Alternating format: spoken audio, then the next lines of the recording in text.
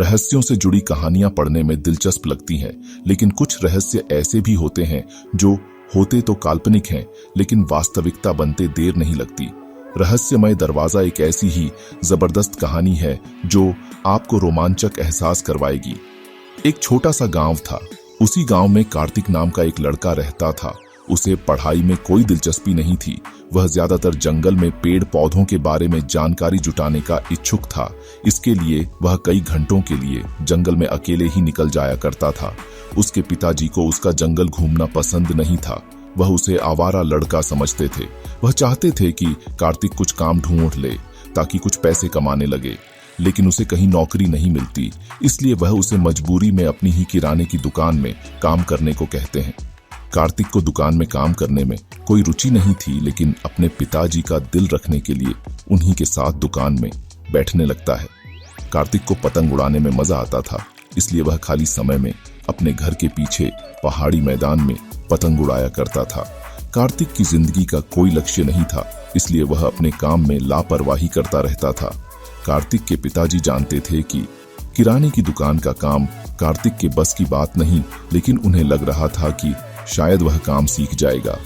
एक दिन कार्तिक दुकान में बैठा होता है। उसी समय एक ग्राहक आकर कार्तिक से छुट्टे पैसे मांगता है और कार्तिक बिना नोट चेक किए उसे खुला पैसे दे देता है और उसका नकली नोट अपने पास रख लेता है। और जब कार्तिक के पिताजी दुकान पर आते हैं तो वह नकली नोट उनके हाथ लग जाता है, और जब उन्हें सारी बात पता चलती है तो वह गुस्से से कार्तिक को दुकान से निकाल देते हैं और कहते हैं, तुम दोबारा दुकान पर मत बैठना। कार्तिक को अपने पापा की बात बुरी नहीं लगती। दरअसल उसे दुकान में बैठना बिल्कुल पसंद नहीं था और वह चाहता था कि उसके पापा उसे दुकान में न बुलाएं। कार्तिक अपने घर पहुंचकर अपनी पतंग लेकर पहाड़ी के किनारे आ जाता है और वहीं वह अपनी पतंग उड़ाने लगता है। पतंग उड़ाते वक्त हवाएं तेज हो जाती हैं। कार्तिक की पतंग आसमान में लहराने लगती है। कार्तिक जल्दी से अपनी पतंग नीचे उतारने की कोशिश करता है और उसी कोशिश में पतंग का धागा टूट जाता है। पतंग जाकर एक पेड़ में फंस जाती है। कार्तिक भी पतंग के पीछे पीछे भागने लगता है और पहाड़ी के किनारे उसी पेड़ के नीचे जाकर खड़ा हो जाता है जहां वह पतंग लटक रही थी। कार्तिक पत्थर मारकर पतंग निकालने की कोशिश करने लगता है। अचानक कार्तिक की नजर पेड़ के पीछे बने एक दरवाजे पर पड़ती है, जिसे देखकर वह चौंक जाता है। कार्तिक धीरे धीरे दरवाजे के करीब पहुंचता है। उसे ताज्जुब होता है कि इस वीरान जगह पर पहाड़ के अंदर दरवाजा कैसे हो सकता है। दरवाजा रहस्यमयी लग रहा था। कार्तिक हिम्मत करके दरवाजे की फटी की फटी रह जाती है, क्योंकि सामने एक स्वर्ग से भी सुंदर रहस्यमयी दुनिया नजर आ रही होती है। कार्तिक धीरे धीरे दरवाजे के अंदर बनी सीढ़ियों से उतरने लगता है। जैसे ही कार्तिक रहस्यमयी दुनिया की जमीन में कदम रखता है, वह अचानक हवा में उड़ने लगता है। बड़ी मुश्किल से वह आसमान में अपने आप को संतुलित कर लेता है। कार्तिक चारों तरफ नजर घुमाकर देखता है। उसे कई जानवर, पेड़ पौधे और इंसान हवा में उड़ते नजर आ रहे होते हैं। और तो और बड़े बड़े घर हवा में उड़ रहे होते हैं, जिनमें सोलर पैनल लगाए गए थे। सूरज की सहायता से चार्ज करके घरों में विद्युत प्रदान की जा रही थी। कार्तिक ऐसी नायाब तकनीक का नमूना देखकर हैरत में पड़ जाता है। दरअसल ये दुनिया पृथ्वी से बिल्कुल उलट थी। जो चीज आसमान में उड़ने वाली थी, केवल वही जमीन पर चल सकती थी, क्योंकि यहाँ गुरुत्वाकर्षण बल की कमी थी, जिस वजह से जमीन पर चलने के लिए पंखों की आवश्यकता होती थी। इसलिए केवल पक्षी और उड़ने वाले कीड़े मकोड़े ही जमीन पर चल सकते थे।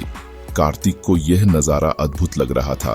कार्तिक को इस रहस्यमयी दुनिया के लोग अचंभे की तरह देख रहे थे। तभी कुछ लोग आकर कार्तिक से उसके बारे में पूछते हैं। कार्तिक बड़ी मुश्किल से अपने आप को हवा में संतुलित कर पा रहा था। उसने इतना अद्भुत नजारा देखा था कि उसके मुंह से शब्द नहीं निकल रहे थे। कुछ देर तक बिना बोले ही कार्तिक हवा में उड़ता रहता है। इस दुनियाओं के इंसान कार्तिक को देखने के लिए चारों तरफ घूमने लगते हैं।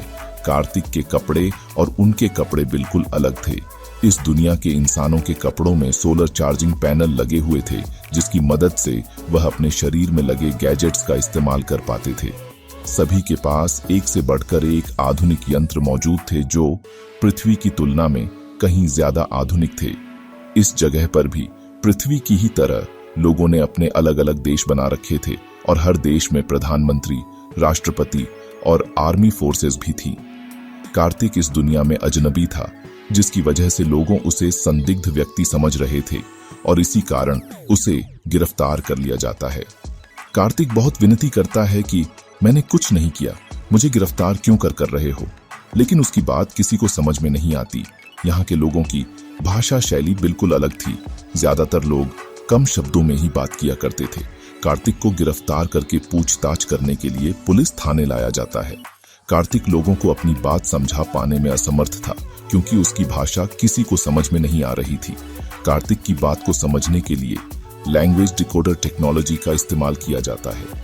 लैंग्वेज ट्रांसलेटर की मदद से उन्हें कार्तिक के बारे में बहुत हद तक जानकारी मिल जाती है और वह समझ जाते हैं कि हमारी दुनिया को नुकसान पहुंचेगा, बल्कि यह पृथ्वी ग्रह से भटककर हमारी दुनिया में प्रवेश हो गया है।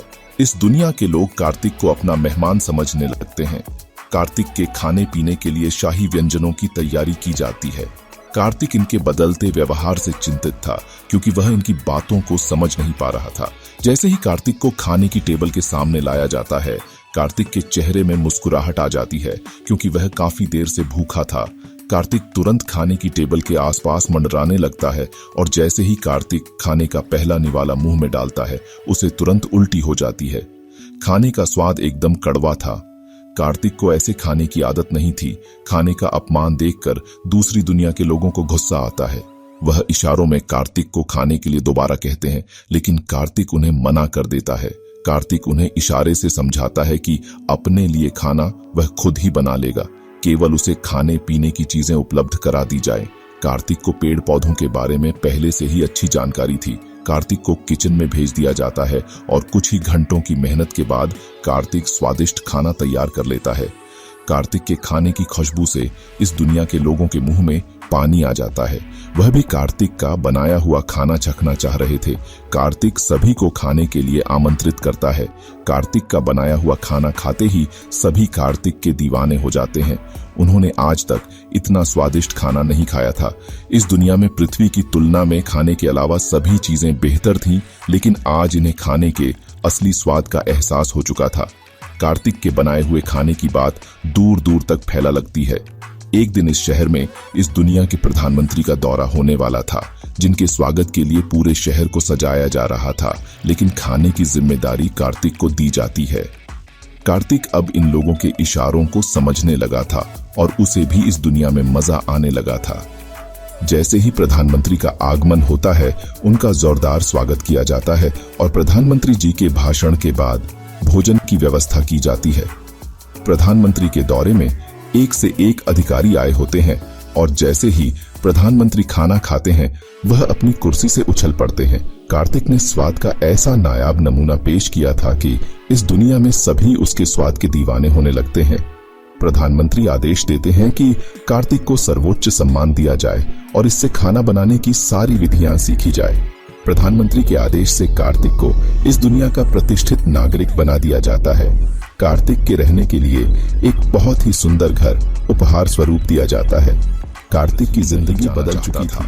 धीरे धीरे कार्तिक इसी दुनिया का स्थायी नागरिक बन चुका था। इसके बाद कार्तिक ने वह रहस्यमय दरवाजा कभी नहीं खोला और इसी के साथ जबरदस्त कहानी समाप्त हो जाती है। कहानी पसंद आई हो तो वीडियो को लाइक जरूर करें, साथ ही चैनल को सब्सक्राइब भी करें और बेल आइकन को प्रेस करें, जिससे आपको नई नई कहानियां मिलती रहें। जय हिंद।